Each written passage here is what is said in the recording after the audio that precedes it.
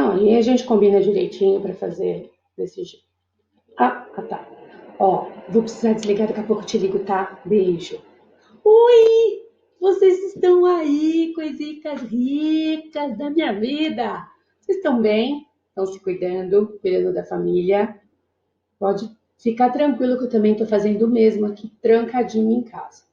E como temos que ficar trancadinhos em casa e não podemos ficar parados, a partir de agora a teacher vai estar aqui com vocês, pelo menos uma vez por semana, trazendo vídeos para poder ajudá-los nesse período, né, de quarentena em que estamos longe, para a gente estudar melhor, tá? Hoje a gente vai trabalhar com a pedrinha do sapato no inglês, o present perfect. E por que essa coisica é tão complicada? Porque o present perfect não existe, não tem um similar na língua portuguesa, né? Então, é o presente perfeito, mas não tem um termo correspondente para nós aqui. Então, para a gente fica mais difícil poder compreender o present perfect, mas eu vou tentar ajudá-los da melhor forma possível, tá? Então, vamos lá.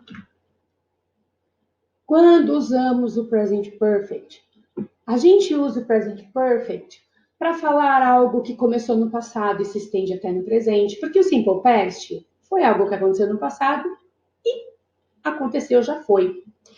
O present perfect é algo que aconteceu no passado, mas que ainda usamos no presente. Por exemplo, I have studied English for many years. Eu estudo inglês há muitos anos. Então, é algo que eu comecei em inglês lá atrás, mas que ainda estudo hoje. Para falar sobre experiências que você já teve na vida, mas que você também não está especificando o tempo. Por exemplo, I've been to China and Japan. Eu estive na China e no Japão. Algo que aconteceu na tua vida. E você não está especificando por quanto tempo, quando foi, tá? Que mais? Para dizer quantas vezes algo aconteceu na sua vida. I've watched The Godfather many times. Assisti O Poderoso Chefão muitas vezes e recomendo, é um filme muito bom. Todos eles, da saga. Então, tá especificando, tá falando que assistiu várias vezes o filme, mas não diz quantas. Para falar sobre ações passadas que terminaram recentemente, algo que acabou de acontecer. Eu acabei de fazer. Que a gente vai ver até esse just mais para frente. I've just cleaned my room. Eu acabei de limpar meu quarto. Então, essas são as situações que a gente usa o present perfect, tá? Então, a gente vai ver essa parte agora estrutural dele, afirmativa, negativa, interrogativa, os verbos, que também dá aquela cutucada em vocês, e depois a gente vai ver os complementos do present perfect. Então, vamos lá. Qual é a estrutura base do perfect? Sujeito, o have ou has, o have para I, you, we, they, has para he, she, it, mais o verbo no particípio passado, tá? Então, o que acontece? Quando a gente fala, né, present perfect, o present está no have ou has, que é a conjugação no presente. E o perfect vai esse particípio passado. Nós temos dois tipos de verbos, os verbos regulares e os irregulares. Os regulares é a mesma regra do simple past, tá? É o ed no final. Você tem que colocar ed no final. Mas para alegre, é ed no final em todos? Não. Nós temos duas regrinhas ortográficas que a gente não pode esquecer. Verbos terminados em e, a gente só põe o d no final. Não vai ficar love, loved, não, tá? Loved. Só põe o d. Verbos terminados em e, eu só ponho o d. Verbos terminados em y, mas antes dele vem uma consoante, você tira o y e coloca ied. Studied. Studied. Não vai me colocar ied no play, tá? Vocês adoram. Play tem a mini em y, mas antes dele vem uma vogal. Então, antes de vogal, não muda nada, só põe ed no final, tá? Então, essas são as duas regras importantes que você não pode esquecer. Aí, a gente entra no bonito do verbo irregular. Esse é o que mais pega. Por quê? Porque os verbos irregulares são mais ou menos uns 300 e pouquinho. Nossa, Paula, eu vou ter que decorar os 300 e pouquinho? Pois é, você sabe todos os verbos da língua portuguesa? Não, né? Então não é para saber todos os 300 e... Uns 100, uns 150, por enquanto uns 70, uns 50, 70, tá? Por quê? Esses verbos você tem em todo e qualquer dicionário a lista. Quando começa o ano letivo, vocês recebem no material Anglo uma lista. Só que não dá para você andar com essa lista de verbos para cima e para baixo. Não dá para a prova você levar essa folhinha. Não dá sempre para a Ana Paula estar colocando uma listinha. Porque quando chegar no final do ano, o vestibular não vai ter isso. Então, você tem que estar treinando, tá lendo, tá praticando. Aí, ó, entrar na cabeça, tá? Então, aqui eu dei 3 exemplos. O verbo to be, no infinitivo, que no passado, que a gente usa no simple past, é o was e o were. E no particípio passado é o been. Então, to be, was, were, been. O verbo to eat, que é o verbo comer. Passado ele fica ate, particípio passado, eaten. Então ele fica mais ou menos comer, comi, comido, tá? O see, que é o verbo ver, see, saw, seen. Ver, vi, visto. Tá trabalhando, tá? Não é a do meio, é a última.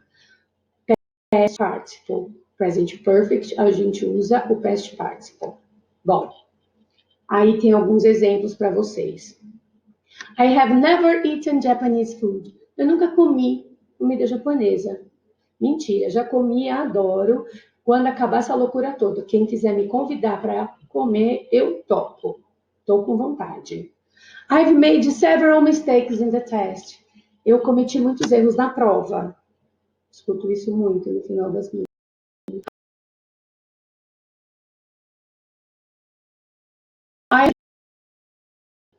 São ações, não está especificando. Você percebe a utilização do present perfect? Vamos agora ver a mais. Forma negativa e interrogativa. O que acontece? Na forma negativa, o have ou has, ele vai vir junto com o not, vai ficar grudadinho. Posso fazer separado? Pode, mas ele tem que estar junto com o have ou has, tá? Susan has eaten ice cream. A Susan tomou um sorvete. Na negativa, Susan hasn't eaten an ice cream. A Susan não tomou um sorvete. Você percebe que o verbo continua, não é muda, volta ao normal, não, ele fica do mesmo jeito no particípio passado. A única coisa que acrescentou foi o not. Na forma interrogativa, eu troco, eu pego have ou has, ponho para o início da frase. Has Susan eaten an ice cream? A Susan tomou sorvete? Tá? Então, essa é a base estrutural do present perfect, que não tem exceções, que é só desse jeito, que não muda nada, ok? Então, se for ver, é simples. O que mais complica é quando se usa, né, a parte de interpretação e essa parte dos verbos lindos e maravilhosos. Bom, que mais que vem aí? Lembra que eu comentei com vocês do just lá no comecinho? Just, already e yet. Quando a gente usa esses três. O just, ele é usado para ação que acabou de acontecer. Nós vimos lá. I've just cleaned my room. Eu acabei de limpar meu quarto. Tá? Então, é uma ação que acabou de acontecer. O already, ele é o sentido de já. É uma ação que já aconteceu. O already só é utilizado na forma afirmativa, tá? E ele fica entre o have ou has e o verbo. Então, I've already cleaned my room. Eu Já arrumei o meu quarto. A ação já aconteceu, tá? Então, have already cleaned, ok? O yet, ele é utilizado na interrogativa e na negativa. Na interrogativa, está perguntando se você já fez a ação. Na negativa, é se você ainda não fez. Então, have you done your homework yet? Você já fez a sua lição de casa? I haven't emailed her yet. Eu ainda não mandei um e-mail para ela, tá? Tem mais? Tem. Nós temos o for e o since. Gente, pelo amor de Deus, é since, não é science. Tem um monte de gente na sala falando anos. Teacher, o science, hein? Não é science, tá? É since. For e since. Eles são usados para tempo. Mas qual a diferença entre eles? O for é para quantidade de tempo. Por quanto tempo? Há tanto tempo. Então, I have known Carol for a long time. Eu conheço a Carol há muito tempo, por muito tempo, tá? For, por. O since é usado com data, quando você especifica desde quando, desde. Então, Mary has been married with Tom since 2000. A Mary está casada com o Tom desde 2000, tá? Então, for período de tempo, since tempo específico, ok? E uma das coisas importantes que a gente não pode esquecer são expressões de tempo que somente são utilizadas no simple past. Nós não usamos no present perfect. Como yesterday, ontem, last year, ano passado, last month, mês passado, 2 days ago, 2 dias atrás, tá? Essas expressões de tempo são utilizadas somente no simple past, não no present perfect, tá? Galera, é isso, tá? As dúvidas vão surgir?